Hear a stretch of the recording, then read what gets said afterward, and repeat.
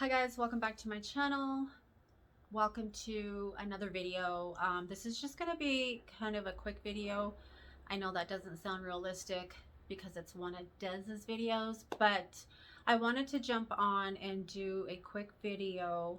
And as you know, I said I was going to be more consistent and, be more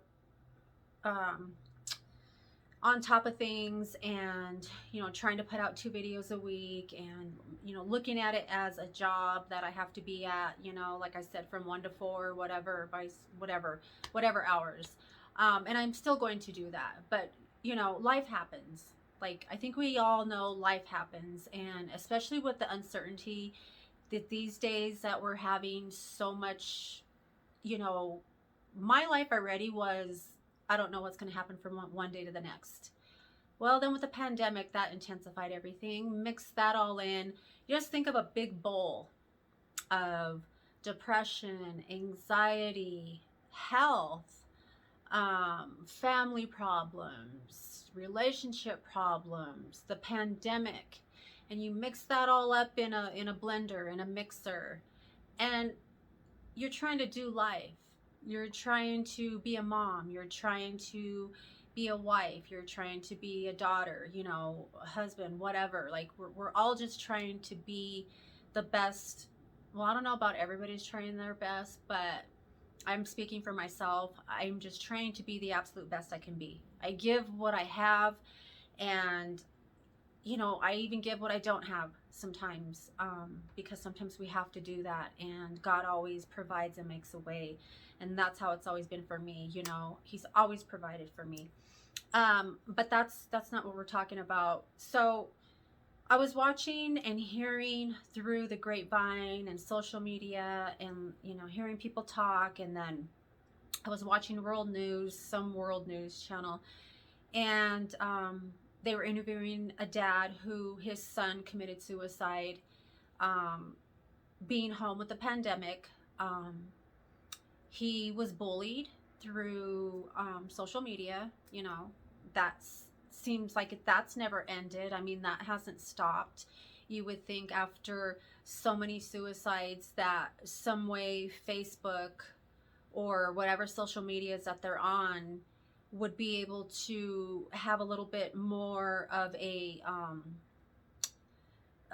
guard, boundaries. If somebody's bullying and you report it, I don't know how it works, but if you report that you're being bullied or your kid's being bullied, they should be banned from whatever social media it is. Like, their account should automatically be suspended or shut down, or whatever it is that they do, to prevent kids from being bullied.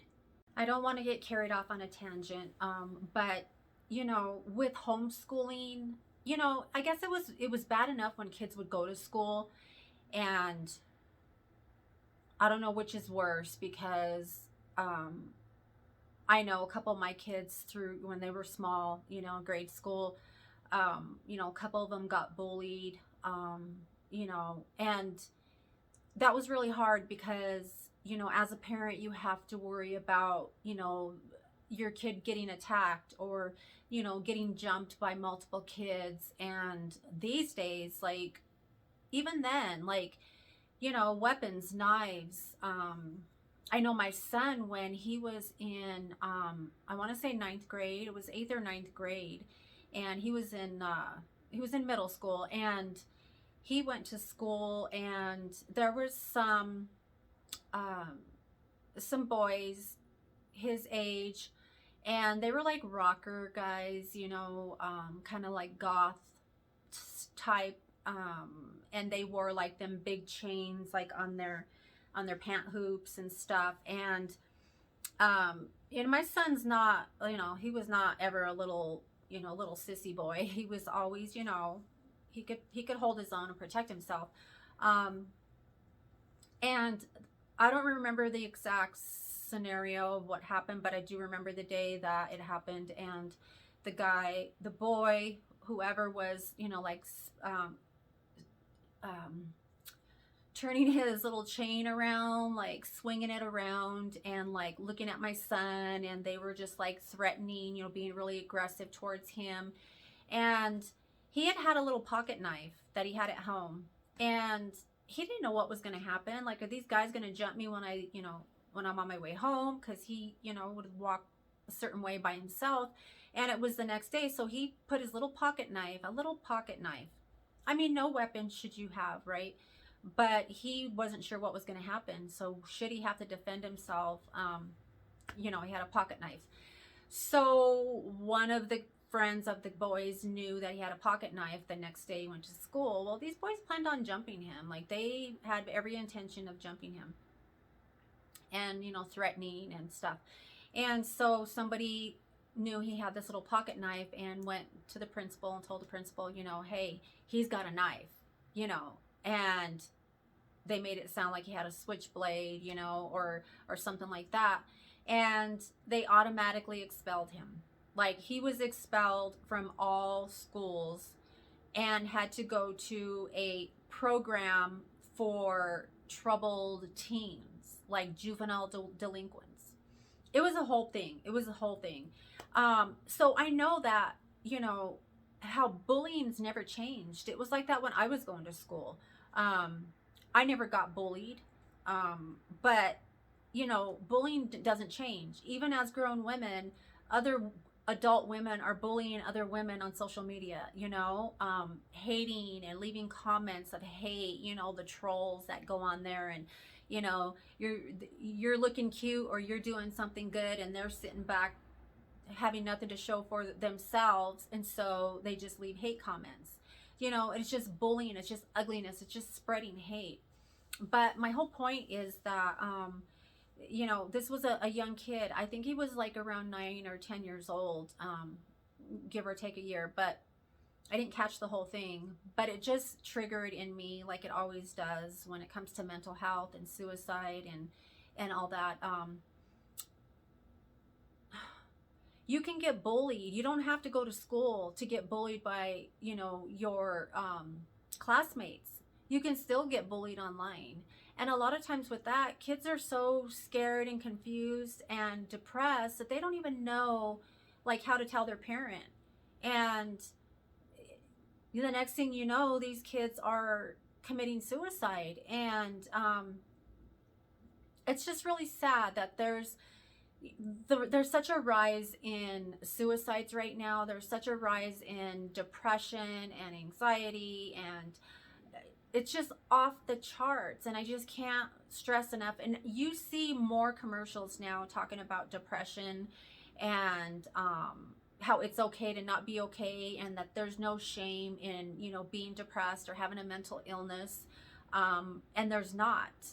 And, you know, you have a lot of people who understand it, and a lot of people who support it, and a lot of people who are passionate about it and, you know, take it seriously. And then you have a handful of people who are, what do they have to be depressed about? It's not even a real thing. Post-traumatic stress isn't real. You're just dwelling on things. And those people, I just want to just wring their necks, because coming from a family, a grandparent, my father, who was severely depressed and bipolar, and I think I said in multiple videos, they self-medicated. They didn't even know that they were bipolar, but you know, they were. And it's a serious thing, and people need to take it serious. And I guess it has to take somebody to, God forbid, lose their own children, or, you know, a spouse or a brother or sister, to realize that depression and mental health is so serious. It literally, you can flip on a dime, and you can just change. It can just go from one extreme to another, and it doesn't take much. When you're struggling with mental illness and you're triggered, or somebody is verbally attacking you, or you're being, you know, being pushed in, you know, beyond your comfort zone, and you're feeling threatened, and it just takes something small to really put somebody over the edge, even if you're on medication. But my point to the video is all that, but it's also there that so many people don't have medical coverage. They don't have insurance to get on meds, to go to counseling. But there are indigent care programs. And I know when I got laid off years ago, for a period, I'm on meds, right? Well, I was on a couple more meds back then than I am now. And getting laid off means you're losing your insurance too. And I was just like, oh my God, what the heck am I going to do? You know, I have like 5 meds that I cannot go without. So I'm just freaking out. Well, being working for social services, you know, I had tons of resources, and there is in Colorado, the Colorado Indigent Care Program, and they will help people with no income or low income. And I think it's like on a sliding scale or something like that. But I got in for intake for that, and I got to see, you know, a primary care. I was able to immediately connected with a psychiatrist and to get me, you know, to transfer my meds. And it was a nightmare. But trying to get, you know, okay, what meds are you on? How often do you take them? Who's your doctor? How long have you been on them? Are you suicidal? You know, you have to go down the whole checklist of things. But I was able to, I actually think went like almost 2 weeks without my meds. By the grace of God, prayer has always gotten me through everything. I survived it, obviously, but it was scary. And you can get insurance, or you can get medications or get therapy through the indigent care program. I don't know, like right now, do you have a waiting list? I don't know. I probably should have checked before I even said, but there's a 1-800 number, or you go to their website and you can fill out, I think, an application or something like an intake type thing. Because if you're struggling with mental illness and you lost your job and you lost your insurance, go to apply for Medicaid, but especially the indigent care program, because when my brother was alive, before he died of a drug overdose, he got really sick, and he couldn't work anymore, and he had to have a liver transplant.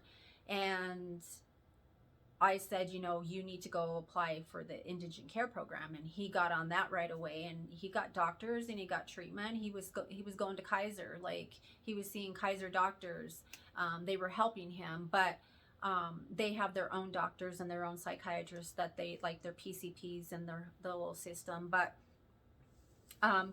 you know, don't feel like you're stuck. Yeah, we're stuck. We feel stuck. We are stuck.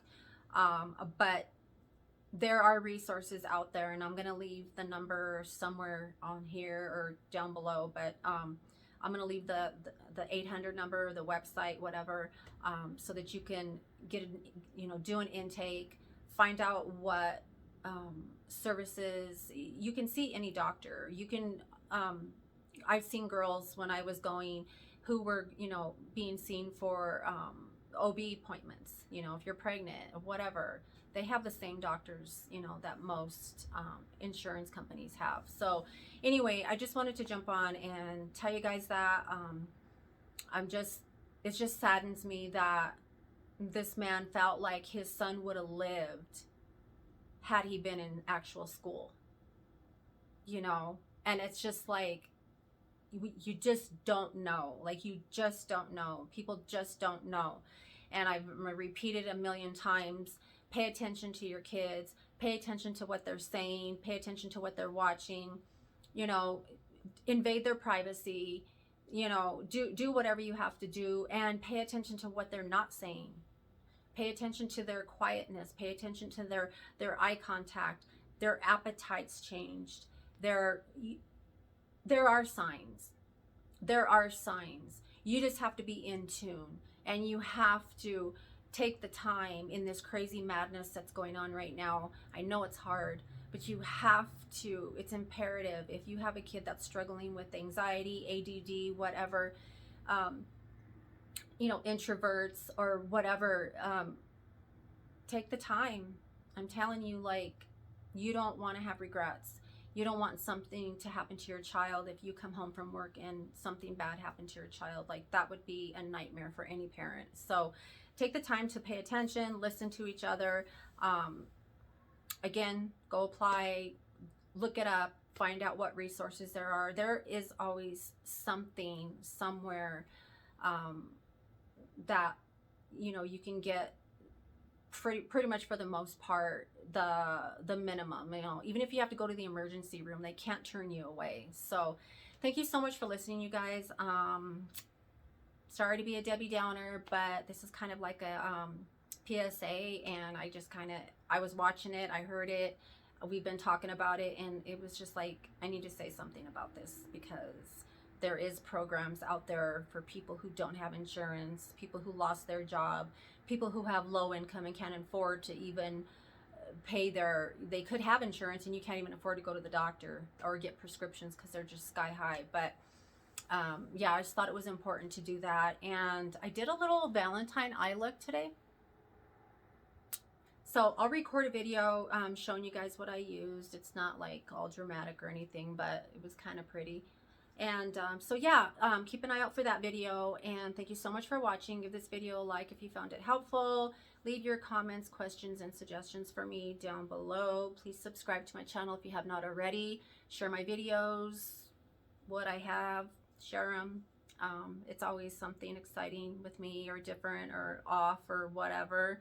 But I appreciate you guys. I love you, and I will see you in my next one. Bye, guys, and be well. Take care of each other. Bye.